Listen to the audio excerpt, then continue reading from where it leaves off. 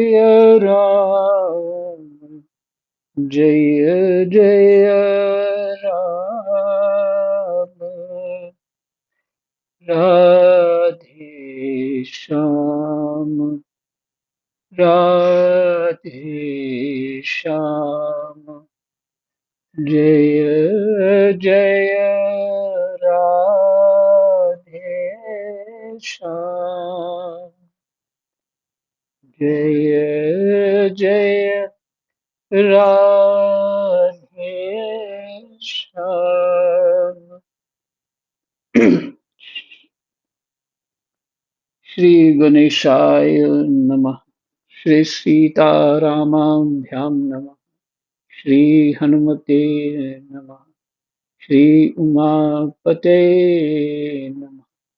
श्री गुरुवे नमः। सब संतन की जय जय। जय जय सीताराम, राधे श्याम।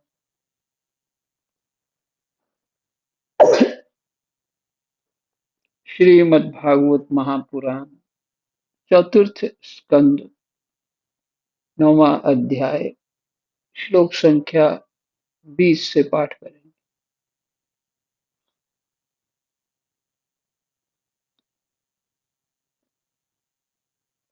ध्रुव जी ने अपनी बात रख दी। अब भगवान जी कहते हैं, भद्र, जिस तेजोमय अविनाशी लोक को आज तक किसी ने प्राप्त नहीं किया, जिसके चारों ओर ग्रह नक्षत्र और तारागण रूप ज्योतिष चक्र उसी प्रकार काटता रहता है, तारा गण रूप ज्योतिष चक्र उसी प्रकार चक्र काटता रहता है, जिस प्रकार मेढ़ी के चारों ओर दंवरी के बैल घूमते रहते हैं। दंवरी के बैल घूमते रहते हैं। जो बैल की ओ, धान जो है उसमें से निकालने के लिए भी बैल घुमाते हैं, धान नीचे डाल देते हैं। और कोल्हू इत्यादि में भी ऐसे करते हैं, वो घूमता रहता है और पिसते रहता है। इससे बहुत सारे काम बैलों से लिए जाते हैं। ये वही है मेढ़ी। हाँ, इसमें लिखा है नीचे, कटी हुई फसल धान गेहूं आदि को कुचलने के लिए घुमाए जाने वाले बैल जिस खंबे से बंधे रहते हैं उसका नाम मेढ़ी है।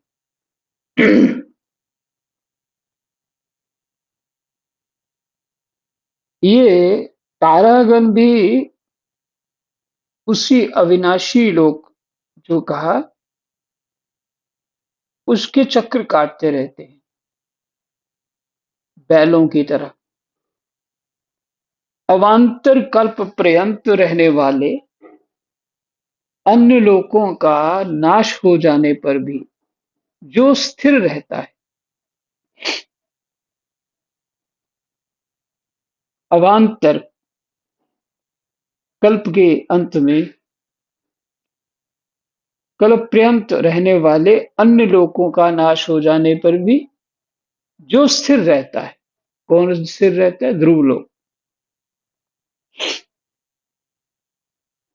तथा तारागण के सहित धर्म, अग्नि, कश्यप और शुक्र आदि नक्षत्र एवं सप्तऋषिगण जिसकी प्रदक्षिणा किया करते हैं, वह ध्रुव लोक मैं तुम्हें देता हूं।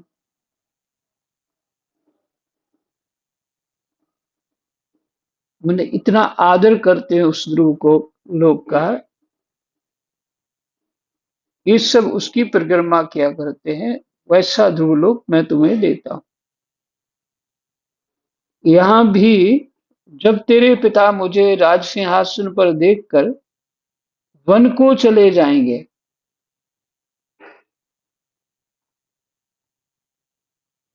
जहां भी जब तेरे पिता तुझे राज सिंहासन देकर वन को चले जाएंगे, तब तू 36,000 वर्ष तक धर्म पूर्वक पृथ्वी का पालन करेगा। तेरी इंद्रियों की शक्ति ज्यों की त्यों बनी रहेगी, इसमें कोई कमी नहीं आएगी। आगे चलकर किसी समय तेरा भाई उत्तम शिकार खेलता हुआ मारा जाएगा, तब उसकी माता सुरुचि पुत्र प्रेम में पागल होकर उसे वन में खोजती हुई दावानल में प्रवेश कर जाएगी। देखिए कर्म का सिद्धांत है ना। कहाँ वो महारानी बन के बैठी हुई थी और ये कह रही थी कि मेरे पेट में आने के लिए तुम्हें तप करना पड़ेगा। तो ध्रुव जी ने तप तो किया, पर पेट में आने के लिए नहीं, भगवान को भजन करने के लिए। भगवान ने भी अतिशय कृपा करी ध्रुव जी के ऊपर, ऐसा लोक दिया और राज्य भी दिया। वो राज्य तो जब उनको भगवान के दर्शन हो गए तो उन्हें राज्य की तो इच्छा नहीं थी, पर भगवान जी ने जो उसके संकल्प थे उसको भी पूरा करना था।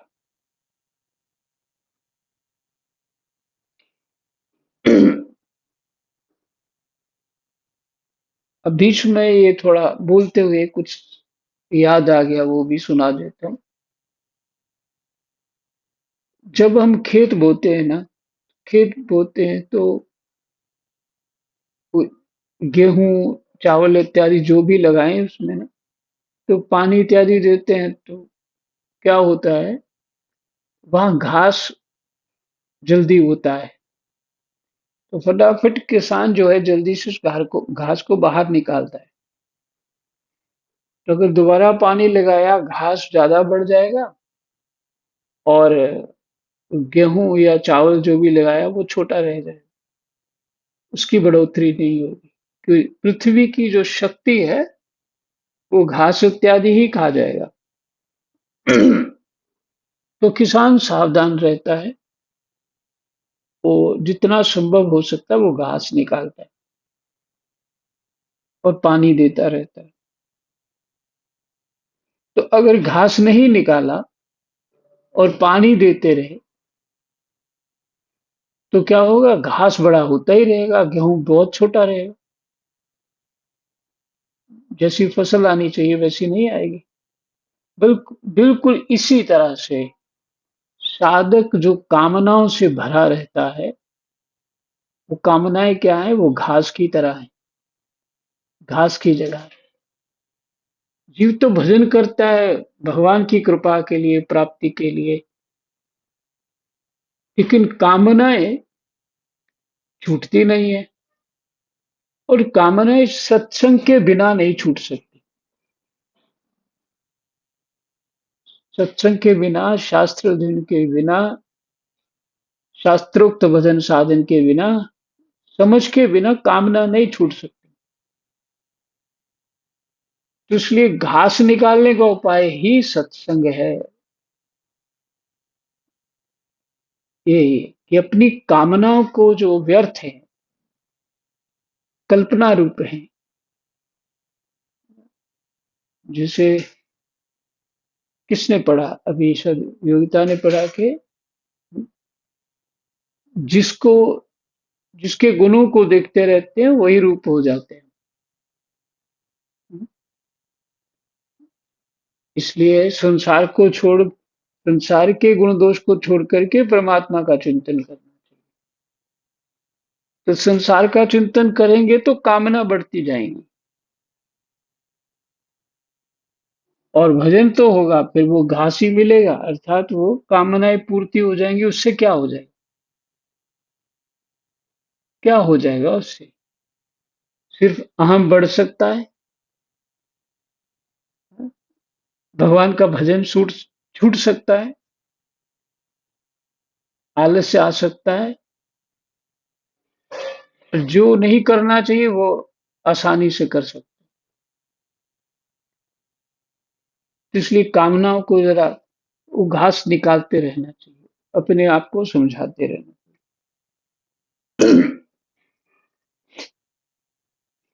तो ध्रुव जी के मन में ये कामना थी, बाद में जब दर्शन हो गया तो उनकी इच्छा नहीं थी, पर फिर भी भगवान ने वो कामना 36,000 वर्ष तक फंसा तो दिया उसको उसी में। यहाँ भी जब तेरे पिता तुझे राज सिंहासन देकर वन को चले जाएंगे, तब तो तब तू 36,000 वर्ष तक धर्म पूर्वक पृथ्वी का पालन करेगा। तेरी इंद्रियों की शक्ति ज्यों की त्यों बनी रहेगी। आगे चलकर किसी समय तेरा भाई उत्तम शिकार खेलता हुआ मारा जाएगा। तब उसकी माता सुरुचि पुत्र प्रेम में पागल होकर उसे वन में खोजती हुई दावानल में प्रवेश कर जाएगी। यज्ञ मेरी प्रिय मूर्ति है। तू अनेकों बड़ी बड़ी दक्षिणाओं वाले यज्ञों के द्वारा मेरा यजन करेगा तथा यहाँ उत्तम उत्तम भोग भोग कर अंत में मेरा ही स्मरण करेगा। इससे तू अंत में संपूर्ण लोकों के वंदनीय और सप्तऋषियों से भी ऊपर मेरे निज धाम को जाएगा। यहाँ पहुंच जाने पर फिर संसार में लौटकर नहीं आना पड़ता।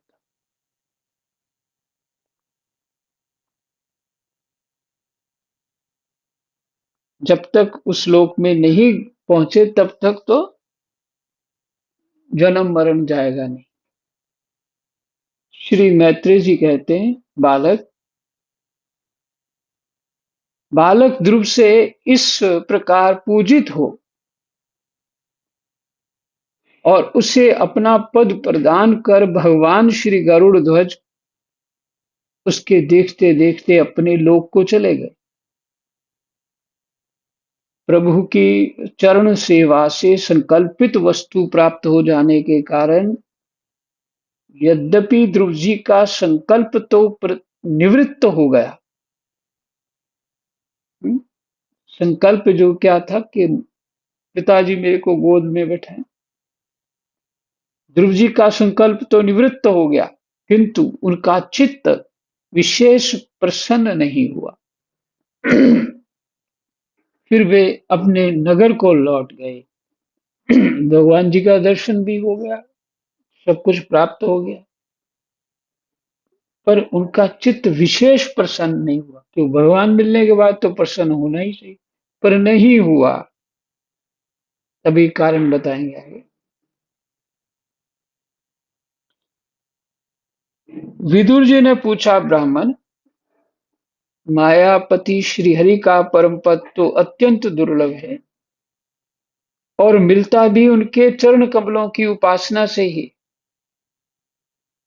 ध्रुव जी भी सारा सारा सार का पूर्ण विवेक रखते थे, फिर एक ही जन्म में उस परम पद को पा लेने पर भी उन्होंने अपने को अकृतार्थ क्यों समझा? अकृतार्थ क्यों भी कृतार्थ नहीं हुआ?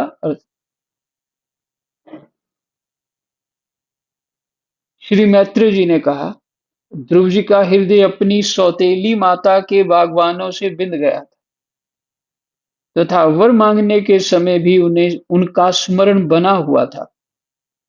इसी से उन्होंने मुक्तिदाता श्री हरि से मुक्ति नहीं मांगी। अब जब भगवत दर्शन से वह मनोमालिन्य दूर हो गया तो उन्हें अपनी इस भूल के लिए पश्चाताप हुआ।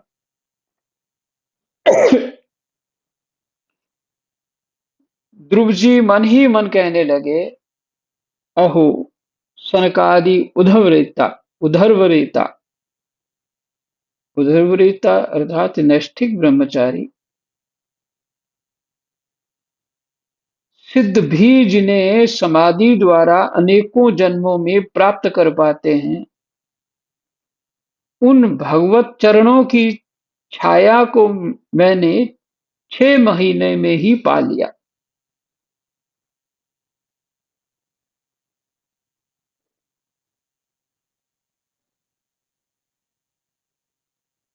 उन भगवत चरणों की छाया को मैंने 6 महीने में ही पा लिया, किंतु चित्त में दूसरी वासना रहने के कारण मैं फिर उनसे दूर हो गया।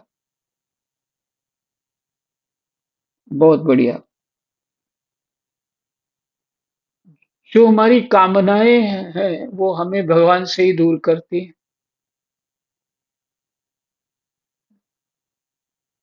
बच्चा माँ के लिए रोएगा, अगर माँ के लिए रोएगा तो माँ उसको पकड़ लेगी।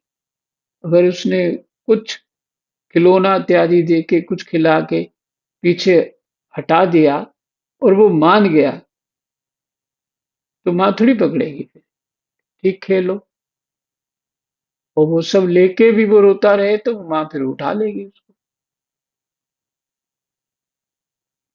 हम्म? अर्थात वासना हमको दूर करती है। कामना, वासना मैंने कामना एक ही बात। कामना में ही, कामना क्या है कि उस वस्तु की वासना है। अहो मुझ मंद भाग्य की मूर्खता तो देखो, मैंने इस संसार पाश को काटने वाले प्रभु के पाद पद्मों में पहुंचकर उनसे नाशवान वस्तु की ही जांचना की।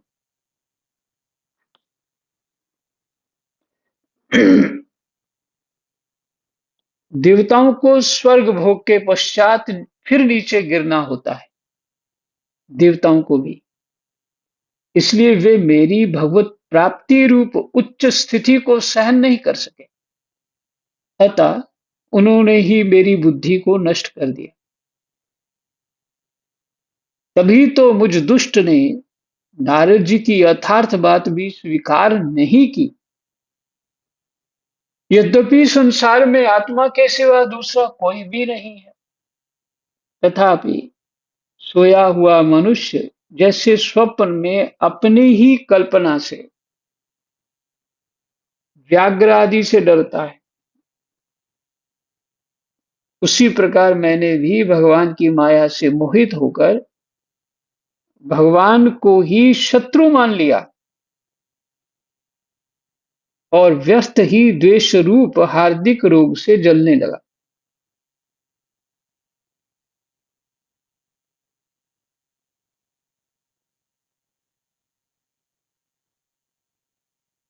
उसी प्रकार मैंने भी भगवान की माया से मोहित होकर भाई को, भगवान को नहीं, भाई को ही शत्रु मान लिया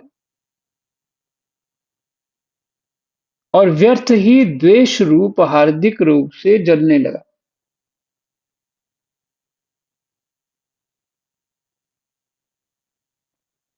जिन्हें प्रसन्न करना अत्यंत कठिन है, उन्हीं विश्वात्मा श्री हरि को तपस्या द्वारा प्रसन्न करके मैंने जो कुछ मांगा है वह सब व्यर्थ है। अच्छा, 36,000 साल के बाद तो नष्ट हो ही जाएगा ना। सीमा तो वहां बंधी हुई है और 36,000 ऐसे निकल जाएंगे जैसे उन 36 दिन है।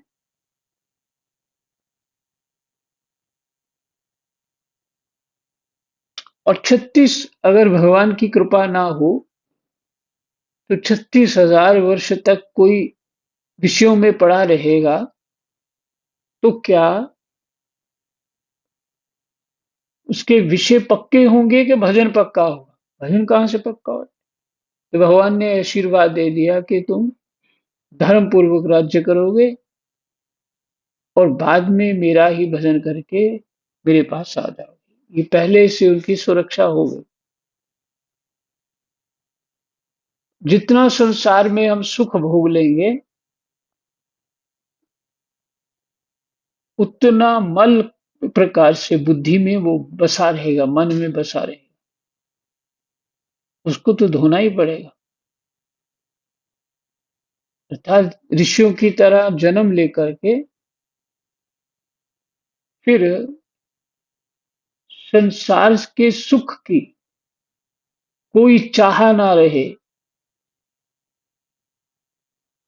जैसे जड़ भरत जी को समझ आ गया, वो फिर ब्राह्मण बन गए हिरण योनि के बाद, और फिर उन्होंने अपने आप को दिखाया, मैं गूंगा बहरा हूँ, कम बुद्धि वाला हूँ। वो थे नहीं ऐसे, और भगवत भगवत चिंतन करते रहते, क्योंकि संसार की ओर जाना ही नहीं था।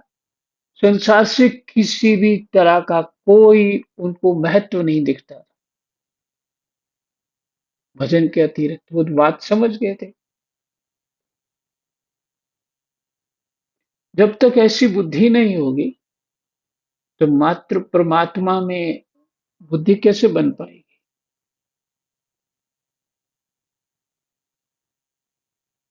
इसलिए उपाय भी यही है, शास्त्रों का अध्ययन करके ही बुद्धि ऐसी हो सकती है। माने सत्संग के द्वारा भगवत कृपा से बुद्धि हो सकती है। केवल जैसे हनुमान जी यही की मांगते हैं, अनन्य अनपायनी भक्ति, अनन्य भक्ति, और कुछ नहीं चाहिए। तो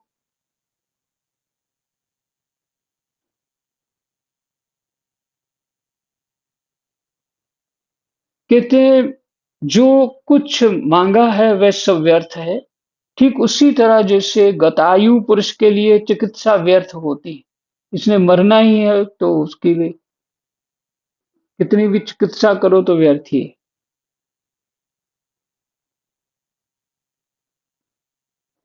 ओहो, मैं बड़ा भाग्यहीन हूँ, संसार बंधन का नाश करने वाले प्रभु से मैंने संसार ही मांगा। मैं बड़ा ही पुण्यहीन हूँ। जिस प्रकार कोई कंगला किसी चक्रवर्ती सम्राट को प्रसन्न करके उससे तुष सहित चावलों की कनी मांगे,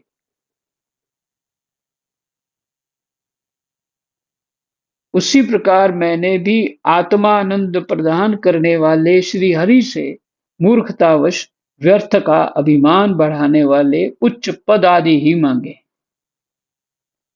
जय जय सीताराम, राधे श्याम, कृष्णाय वासुदेवाय, हरे परमात्मने, प्रणतक्लेशनाशाय गोविन्दाय नमः। जय